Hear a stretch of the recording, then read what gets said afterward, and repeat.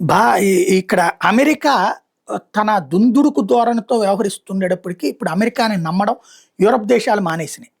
Europe union అయితే బాగా విసిగిపోతుంది. France, Britain ఈళ్ళందరినీ కూడా అవమానకరంగా అమెరికా అధ్యక్షుడు మాట్లాడటం, ఆత్మగౌరవాన్ని చంపుకుని ఏ దేశ అధ్యక్షుడు బతకాల్సిన అవసరం లేదు. కోట్ల మంది ప్రజల చేత ఎన్నికైనటువంటి వాళ్ళు. అలాంటి వాళ్ళని ఏదో చిన్న చూపు, ఏదో వీళ్ళ దగ్గర గుమస్తాగిరి ఈవెన్ గుమస్తాగిరి పనిచేసే వాళ్ళ పట్ల కూడా గౌరవంగా ఉండాలి.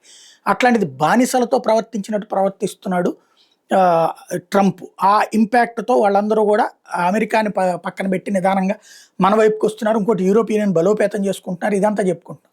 అయితే ఇంకొక అడుగు ఫ్రాన్స్ లాంటోళ్ళు ఇప్పుడు ఏం చేస్తున్నారంటే, అమెరికాకి సంబంధించినటువంటి కమ్యూనికేషన్ వ్యవస్థను కూడా పక్కన పెట్టేసి, తమ వ్యవస్థల మీదకి వెళ్తున్నారు. అందులో ఏదైతే జూమ్ గావచ్చు, ఇతర కీలకమైనటువంటి వ్యవస్థలు ఏవైతే ఉంటాయో కమ్యూనికేషన్స్ సంబంధించినటువంటిది.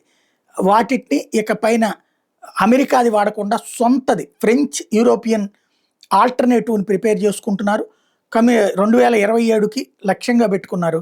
అమెరికా మీద డిపెండెన్సీ తగ్గించి కంటిన్యూయస్‌గా ఇక వీళ్ళ సొంత ఆలోచనల వైపుకి అడుగులు పెడుతున్నారు.